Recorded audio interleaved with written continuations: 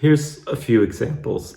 This artist takes old books and turns them into these sculptures. Here we have these mice who are on a boat, and you can see that he has deconstructed. He's given us a different way of looking at making art, and making art out of something that we don't expect, the book. This artist takes trash and puts it together, lights it so that the art is the shadow. And we suddenly see it very differently. This is a fun little piece. These two rocks are cut apart, and then this other part of glass is put in there. But again, an unexpected element challenging us. The ephemeralness of this is a latte that someone has spent a lot of time creating this image of Einstein on this latte. On campus, and it's now 40 years old, we have our flashlight, which is an Oldenburg. He became rather known for taking very ordinary objects and making these very large-scale sculptures out of them. This is one of my favorites in New York, in the Fashion District, where you have that needle, that little bit of that grate there where the needle hits like the thread, and it's putting on this button, and it sits over there by that information desk. So anyways, I think it's kind of a fantastic sculpture. But again, we're not making a sculpture for something extraordinary. It's one of the most ordinary things. We have buttons everywhere in our lives. But again, it was just kind of a perfect thing for that district as well. In the same way that the flashlight in front of the theaters there, and a flashlight is something that the usher used to use in it, and still uses in the theater, to navigate patrons in the dark. So the flashlight is a symbol for the theater. And finally here, Las Vegas is often thought of as a postmodern city just because of the way so many design elements come together. And we get casinos that are set in Paris, which is next to Rome, which is next to Bellagio, Italy, which is then next to Treasure Island, which is, so in some ways people think it's kind of Disney-like how all these elements come together and are all of these styles. And this is another thing that post-structuralists like, is when all of these styles collide together. And in all of this collision, we get a different way of interpreting the meaning of it. Yeah. So that rather than go to all of these countries, we see it all on top of each other, and we see it all very differently, and deconstructed in that way also. So Las Vegas is a very postmodern city. Yeah. Here's some other little examples I like to bring to class often. This plastic engagement ring here, I call it a postmodern ring, just because, again, it's a classic deconstruction. Where you expect gold, you get plastic. Where you expect the diamond, you get the shape of the diamond, but it's plastic. It's a plastic lucite ring. So that's quite fun because, again, something that we expect to be elevated, we don't get that in that. Also, I sometimes bring this, which is looks like a mixtape, a cassette tape, but when you open it, you have a flash drive in it, and the flash drive is the place that you can put all of the music. What's fun about this is the mixtape was a way that you could declare your love for someone by saying, these are songs that I think about when I think about you. Here's a great list of songs that you should listen to, and we can listen to, and it's a mixtape. And what's fun with this is suddenly the mixtape is an old thing. You know, it's nostalgic, but now we have new technology, this flash drive taking the place of it. Now, what's interesting to me is that the flash drive is almost going out too. So the new is also becoming old at the same time, so that we get all of this mix up together. Those of you in theater know playwrights like Peter Hunke. His play, Offending an Audience, is also rather post-structural, because what it does is it pushes the world differently. Even when you read that play, he'll say, the actors say these words, but there's no particular order. And that's a big challenge, because most of the time when a playwright writes a play, it's like, this is the order that the words get said. This is how it makes sense. But he's just saying, no, let it mix up. And I even think Bob Rauschenberg's America allows for that, because there's parts where it encourages people to add to it and do what they want with the materials of it. So that's kind of cool. This is a Star Wars. This Star Wars is quite fun, because it is written it's written by Ian Doschler, and he wrote this Star Wars, and it's called Verily a New Hope, but it's all in iambic pentameter. So if we look at it, but it's all about Star Wars. So he is mixing Star Wars and Shakespeare together. So I think that's kind of great, so that you get all of this. Now is the summer of our happiness made winter by this sudden fierce attack. Our ship is under siege, I know not how. So it has the rhythm of it, of a Shakespeare play, but it is telling you Star Wars. And what's even great is that here, R2-D2 also speaks beep beep, me beep, me beaks, me squeak. He's also in iambic pentameter, so it's kind of fantastic.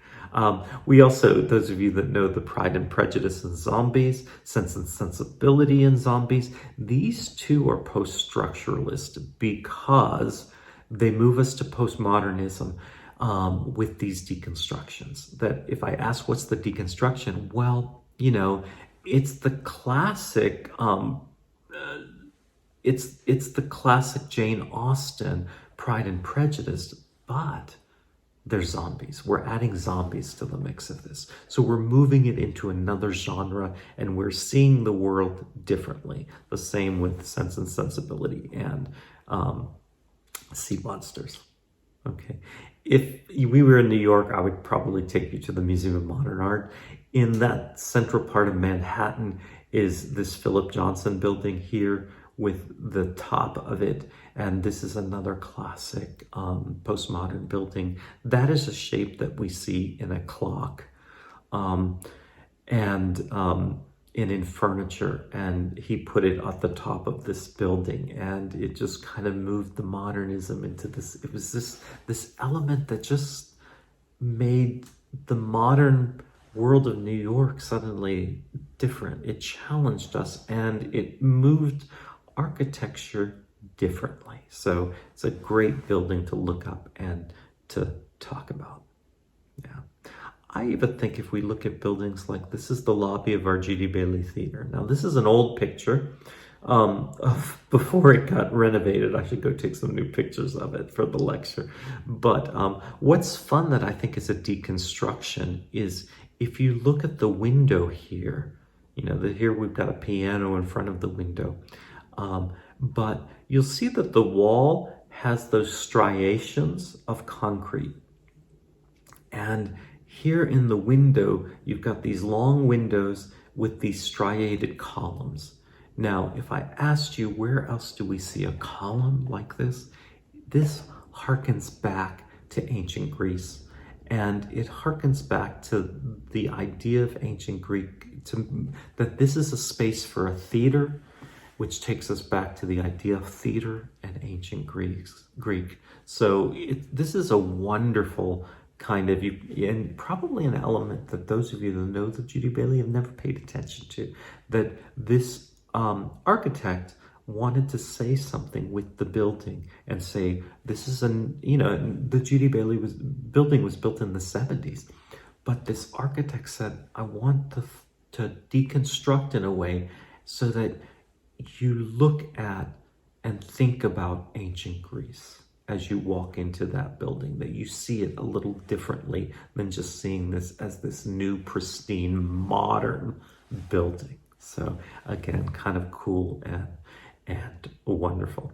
I like to show this sign because I don't know that it really even exists anymore, but this used to be Fong's restaurant on Charleston Avenue, and it was built, it was a Chinese restaurant, and Fong's went out of business, and the sign, which had all of these Chinese characters and this Asian pagoda, was then simply used for this Cafe Manila and also for this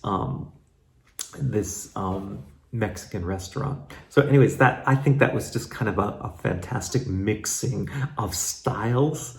And whether they knew it or not, I think they were being utilitarian with the sign and just using the sign that was there and repainting it and redoing it. But instead of that, what they did was created post-structuralism, whether they knew it or not. And I thought that was fantastic. Yeah. And cool. If we also, there's some other ideas that are really kind of post-structural in our thinking, that the world has to move in these ways now because we challenge ourselves. Facebook created 52 different ways that we could identify ourselves sexually, whether, we're male or female, so our genders and our sexualities could, how do we see ourselves? That there isn't just one way. And these are some of the multiple ways that people can see themselves and present themselves, rather than just seeing always the world with our basic two genders. Yeah.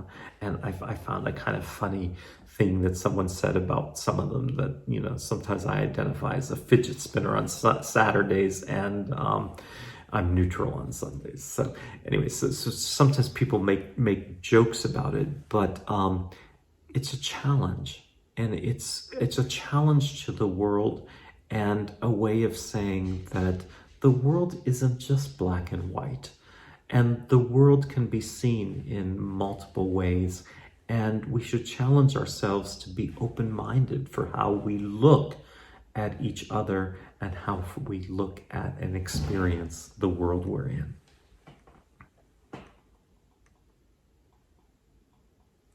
We could go on probably forever with some examples. Let me just show a couple more, because ballet in the last part of the century, probably from the 80s on, really redid what it was doing and moved towards contemporary ballet.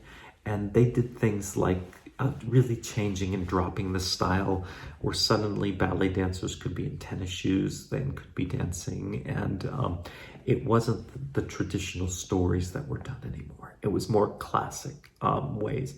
And nowadays, even a lot of companies and artistic directors, they still will do what sometimes they call of the classic ballets, but sometimes they want to do the more contemporary ballets that are out there. It happens with Shakespeare too. This is Ethan Hawke and Shakespeare, where they did it in New York in modern dress. So rather than having Shakespeare in Elizabethan, where he's going to be in tights and a doublet, instead we get, he's groovy, he's cool. There's people in suits, that's the queen. She's, probably just been shopping on, Park Avenue and Madison Avenue. So we're looking at it in a contemporary way, it's being deconstructed. Even if they say all the same Shakespearean words, they'll put it in these different costumes, in this different scenery, so that we see the piece in a contemporary way. I found this image. This is a sumo wrestler. doing in point shoes. And anyways, it's quite fun, and I like it as a challenge because so often people will think as ballet as needing to be these lithe little bodies, and instead here we've got the voluptuousness and the power of a sumo wrestler with these point shoes on. So anyways, it's looking at the world differently and telling the story differently. Some things like Mamma Mia is also another example of postmodernism, that we're telling a story, but we're using these songs of ABBA, which really weren't written to tell the story of Mamma Mia. So we are using all of that as a vehicle, and it's a fun romp through the world. So anyways, classic examples of deconstruction. They're everywhere. And I think even in my assignment to you is, I'm going to ask you not to choose one of mine, but to find a new one out there. Go look for where is a deconstruction in the world that you can present, and what was the deconstruction. So anyway, that'll be kind of a fun for me to see what you guys all come up with.